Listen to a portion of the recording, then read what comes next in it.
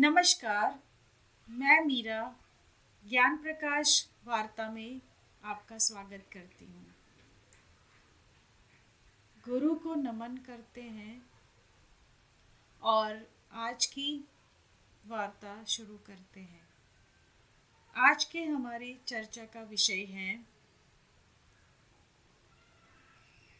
आध्यात्म से जुड़ी मान्यताएं। इससे पहले कि हम आध्यात्म से जुड़ी मान्यताओं पर चर्चा करें, ये जान लेना बहुत आवश्यक होगा कि आध्यात्म का सही अर्थ क्या है।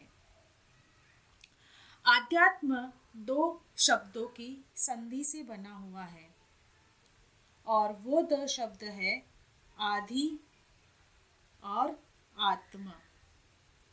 आदि का अर्थ है तरफ प्रयाण करना, उत्थान या उस तरफ जाना, और आत्म का अर्थ है आत्मन। तो आध्यात्म का अर्थ हुआ आत्मन की तरफ प्रयाण करना या फिर स्वयं की तरफ प्रयाण करना या स्वयं का अध्ययन करना। तो यही उसका अर्थ है कि आत्मा या स्वयं का अध्ययन, यही आध्यात्म है। हमने पिछली यही श्रृंखला जो हमारी चल रही है आरंभिक आध्यात्म, उसके पहले वीडियो में देखा कि मेरे लिए क्या आवश्यक है, और उस चर्चा का हमारा निष्कर्ष ये निकला कि हमारे जीवन का जो लक्ष्य है वो लक्ष्य स्वयं का अध्ययन करना, स्वयं को जानना, अपने स्वरूप को पहचानना, मैं कौन हूँ, ये प्रश्न का हल निकालना है। यही मनुष्य जीवन का लक्ष्य है और यही हमारा आध्यात्म भी कह सकते हैं कि आध्यात्म की तरफ देखना ही हमारा लक्ष्य है। तो आज आध्यात्म शब्द समाज में बहुत गलत अर्थ से प्रसारित हुआ है, बहुत ही गलत अर्थ उसका ले लिया गया है। तो समाज में जो भी मान्यताएं या अवधारणाएं इस शब्द को लेकर है, उसी के ऊपर हम आज चर्चा करेंगे। सबसे पहले तो आध्यात्मिक जब हम शब्द प्रयोग करते हैं तो हम समाज में कई जगह ये मान्यता है कि जो मंदिर जाता है या फिर जो बहुत ज़्यादा मूर्ति पूजा करता है या यज्ञ आदि करता है, भजन कीर्तन या माला जपता है या फिर धार्मिक पुस्तकें पढ़ता है, अगर वो नियम से ये सारे कार्य करे तो वो व्यक्ति बहुत ही आध्यात्मिक है। परंतु हकीकत में ऐसा है नहीं। ये सारी प्रक्रियाएं एक प्रक्रिया मात्र है जो धर्म के अंतर्गत की जाती है। धार्मिकता और आध्यात्मिकता में बड़ा अंतर है। धार्मिक होना इसका अर्थ ये हुआ कि जो धर्म अंगीकार किया है उसके अंतर्गत जितने भी रीति रिवाज है उसको अपनाना, और उस रीति रिवाज के चलते जितनी भी प्रक्रियाएं हैं, वो जितने भी कर्म कांड है वो सारे करना। तो ये धार्मिकता है। पर आध्यात्मिकता इससे अलग है। यहाँ पर आध्यात्मिकता खुद को जानना है, आत्म की तरफ प्रयाण करना है, ना कि बाहर की तरफ पूजा अर्चना करना है। मनुष्य कहीं ना कहीं, हम सभी बोल सकते हैं कि कहीं ना कहीं बहुत ज़्यादा आध्यात्मिक है। उसके अंदर आध्यात्म का बीज पड़ा हुआ है, क्योंकि कहीं ना कहीं वो बहुत युगों से यात्रा करते हुए यहाँ पहुँचा है, और वो सतयुग से भी होकर गुजरा है जहाँ पर आध्यात्म अपनी चरम सीमा पर था। तो कहीं ना कहीं हम सब कुछ ढूंढ रहे हैं, परंतु अज्ञानतावश मान्यताओं के चलते जो खोज है वो अंदर की तरफ ना होते हुए ये खोज बाहरी हो चुकी है।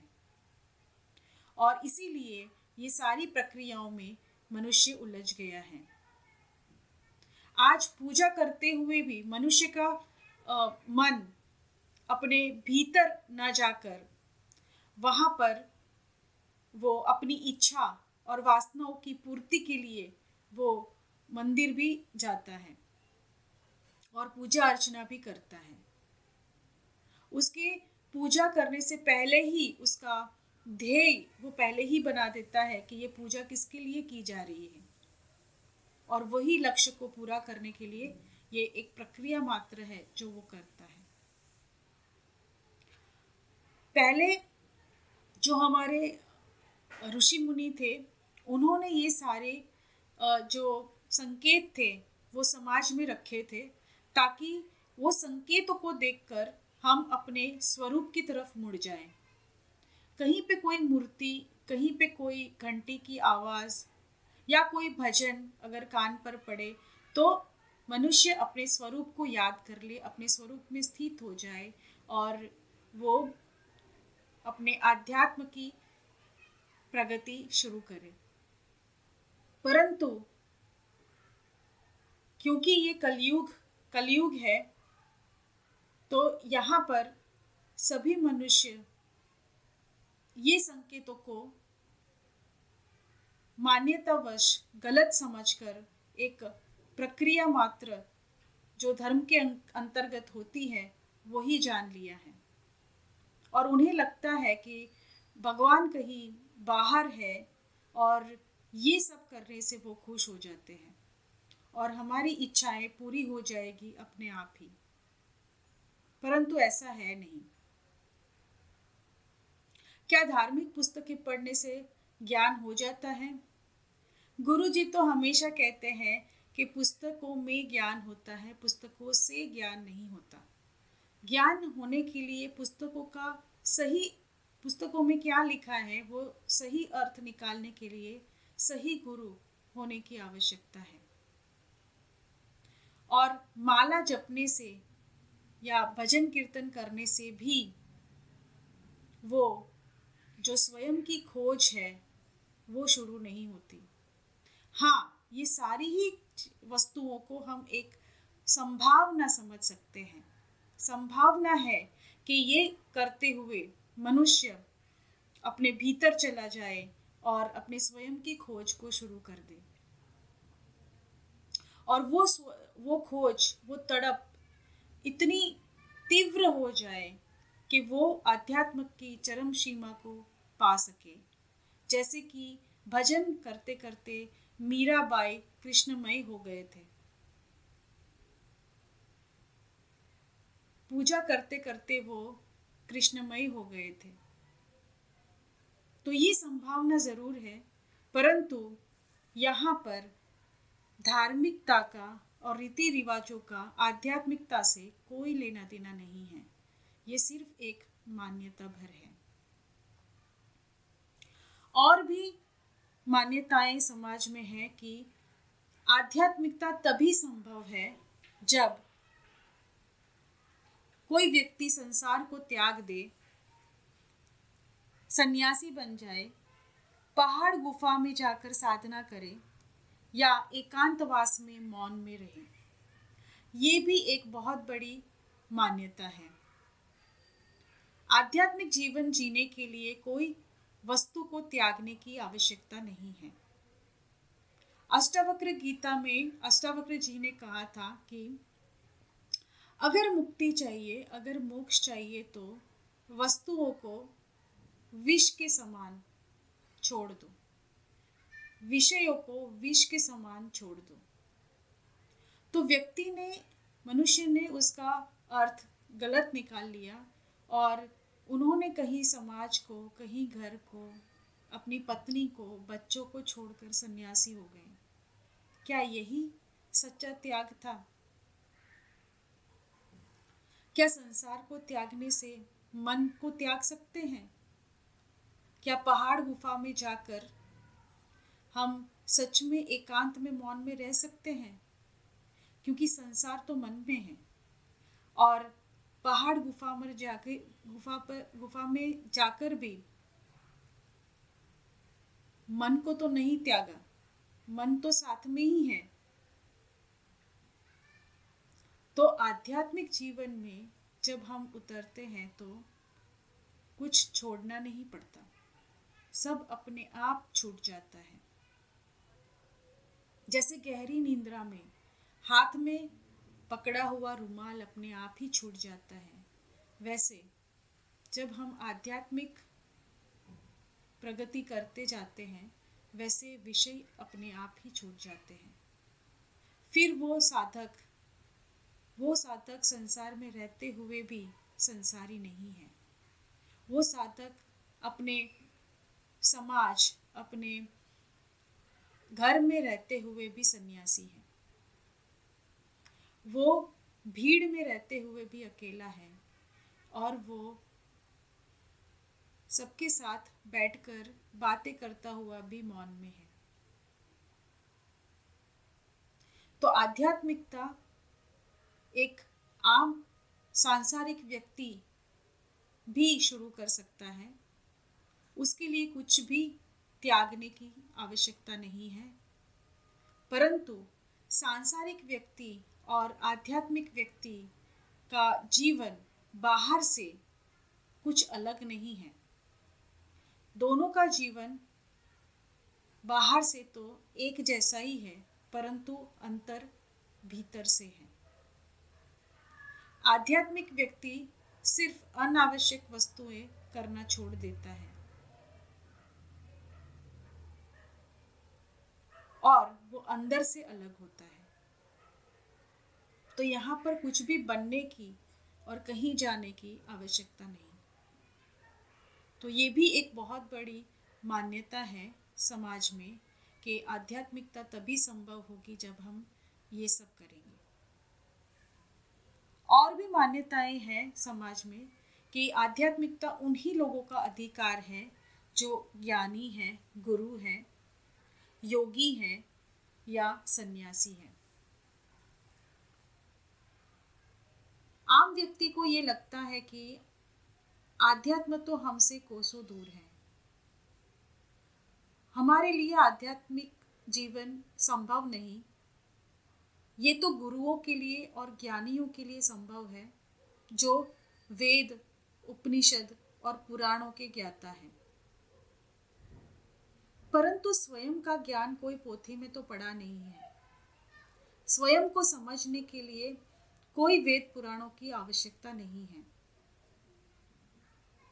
आम व्यक्ति ही उतना ही आध्यात्मिक जीवन जीने का अधिकारी है जितना के ज्ञानी जन। ज्ञान लेने का भी उनको भी उतना ही अधिकार है जितना कि और लोगों को है। तो यही भी बहुत बड़ी मान्यता है कि आध्यात्मिकता का अधिकार सिर्फ ज्ञानी जनों को ही होगा या योगी या सन्यासी को ही होगा। और भी समाज में मान्यता है कि आध्यात्मिक जीवन अगर जीना है तो कुछ करना होगा, जैसे कि योग, प्राणायाम, ध्यान, मानसिक प्रक्रिया या कुछ विशेष जीवन शैली जीना होगा। ये भी एक बहुत बड़ी मान्यता है कि अगर चरम सीमा तक जाना हो तो ये सारी प्रक्रिया से गुजरना होगा। तो ये योग, प्राणायाम, ध्यान की अगर हम बात करें तो योग का अर्थ होता है जुड़ाव, और योग का अर्थ जुड़ाव का मतलब किससे जुड़ाव? अपने स्वयं से जुड़ाव। परंतु आज के युग में मनुष्य ने इन योग, प्राणायाम, ध्यान आदि प्रक्रियाओं का गलत अर्थ ले लिया है और वो सिर्फ एक शारीरिक क्षमता बढ़ाने तक सीमित हो गया है। या फिर अगर योग में या प्राणायाम या ध्यान में अगर आनंद की अवस्था में आते भी हैं तो वो अवस्था क्षणिक है, सापेक्षिक है। जब वो वातावरण, वो प्रक्रिया है तब वो आनंद में है और उसके बाद का जीवन उनका जो उनका मूल स्वभाव है उसमें वो आ जाते हैं। और अगर इसी तरह की, अगर इसी इसी ज्ञान, इसी आनंद को अगर उन्होंने सिर्फ ये प्रक्रिया के माध्यम से ही जाना है, तो फिर ये आध्यात्मिक जीवन नहीं है, क्योंकि वो सिर्फ ये प्रक्रियाओं में सीमित नहीं। योग, प्राणायाम और ध्यान जो साधक करता है, वो अगर उसको सिर्फ सुबह और शाम 2 समय अगर ये प्रक्रिया भर यंत्रवत करता है, तो आध्यात्म उससे बहुत दूर है। और आज समाज में साधक उस लक्ष्य को भूलकर वो प्रक्रियाओं में उलझ गया है। 2 साधक बात भी करते हैं तो ऐसी ही बातें चलती है कि साधना कैसी चल रही है, और सामने से उत्तर आता है कि बहुत अच्छी। और वो साधना कौन सी साधना, जो वो सुबह और शाम करते हैं। परंतु बीच में जैसे ही साधना खत्म होती है, वो अपने मूल स्वभाव में आ जाते हैं। जब जीवन में बदलाव ना आए तो समझो कि वो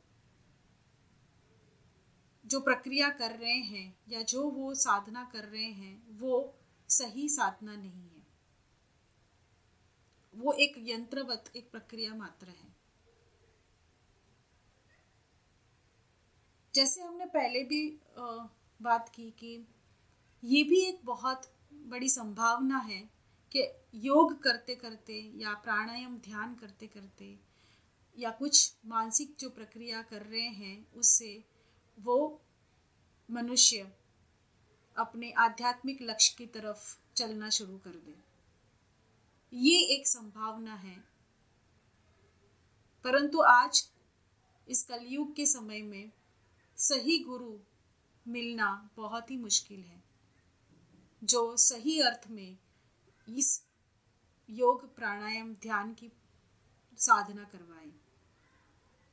तो ये भी एक अवधारणा मात्र है कि ये करने से ही आध्यात्मिक जीवन होता है, या आध्यात्मिक जीवन की चरम सीमा तक हम पहुंच सकते हैं।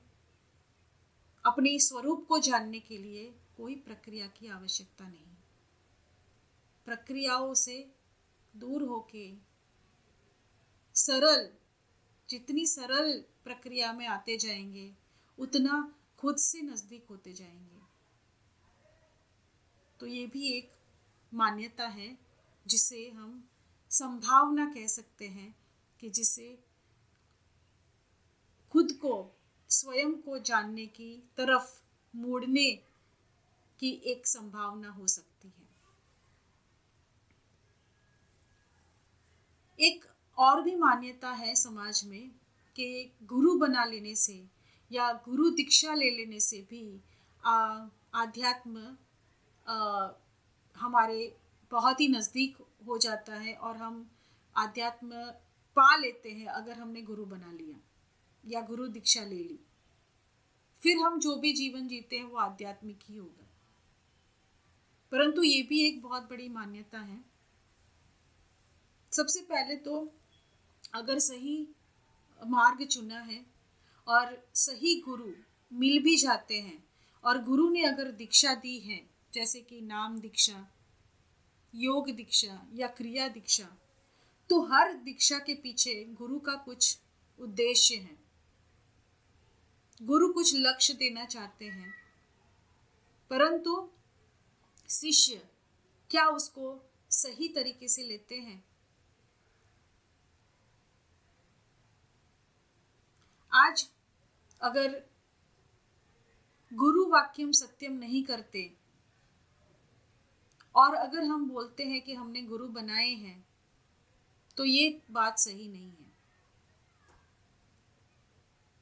गुरु बनाने के बाद गुरु के हर वचन, हर वाणी को सत्य करना, उसको जीवन में उतारना, उसके ऊपर चलना बहुत आवश्यक है।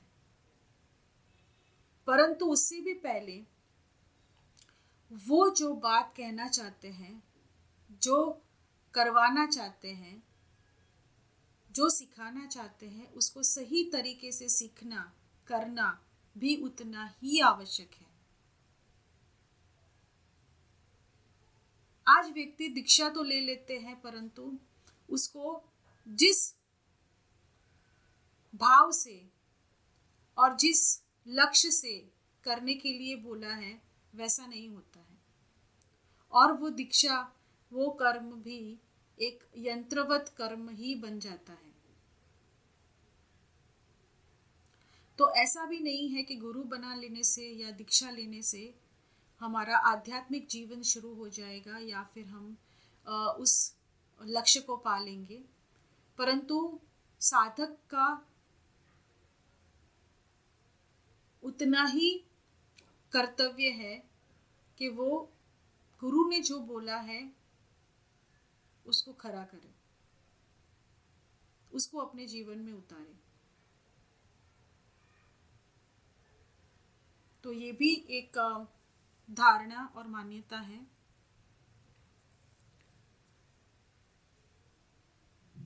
और समाज में एक मान्यता है हमारी कि आध्यात्म का मतलब होता है कोई अलौकिक अनुभव को पा लेना।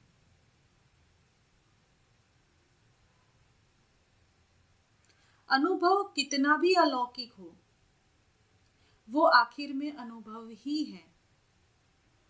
अनुभव का स्तर कुछ अलग होगा। पहले बचपन में जब छोटे थे तो बाहरी दुनिया का अनुभव कुछ अलग था, और जैसे जैसे बड़े होते गए वैसे बाहरी दुनिया का अनुभव और कुछ अलग होता गया। तो अनुभव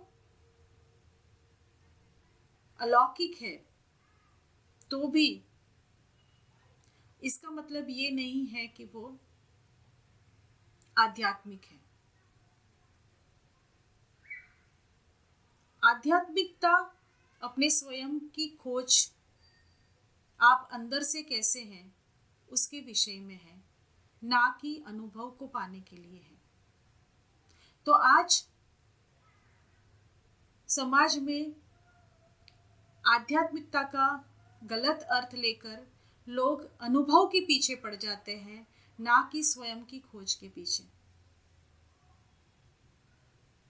तो अनुभव कितना बड़े से बड़ा भी क्यों ना हो, वो भी आखिर अनुभव ही है। तो उसके पीछे ना भागकर अपने लक्ष्य को ना भूले और अपने स्वयं की खोज करे कि मैं कौन हूं। तो ये भी एक मान्यता है, अवधारणा है, परंतु ये ऐसी भी साधना हो सकती है कि आध्यात्म की यात्रा में बीच में आपको अगर ये संकेत मिलते हैं तो ये भी एक ऐसे संकेत है कि आप उस रास्ते पर हो और उस रास्ते में आगे जा रहे हो। ये भी एक संभावना हो सकती है, और आप सही मार्ग पे हो, ये भी एक संभावना हो सकती है। परंतु साधक को इसी के पीछे ना पड़कर अपने लक्ष्य को नहीं भूलना चाहिए। तो ये भी एक मान्यता है कि कुछ अनुभव अगर मुझे हो गया तो, और कुछ अलौकिक अनुभव, कुछ देवी देवता का अनुभव हो गया, कुछ ध्यान में चांद तारे दिख गए, तो बस मैंने अपनी अध्यात्म की चरम सीमा को पार कर लिया और मुझे और बड़े अनुभव के पीछे लगना होगा। तो ये भी एक मान्यता है समाज में, जो बिल्कुल भी गलत है, बिल्कुल ही गलत है।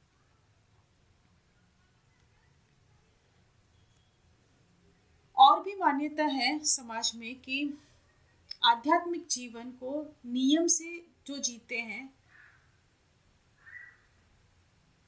तो आध्यात्मिक जीवन नियम से जीने की बात है, ये भी एक अवधारणा है।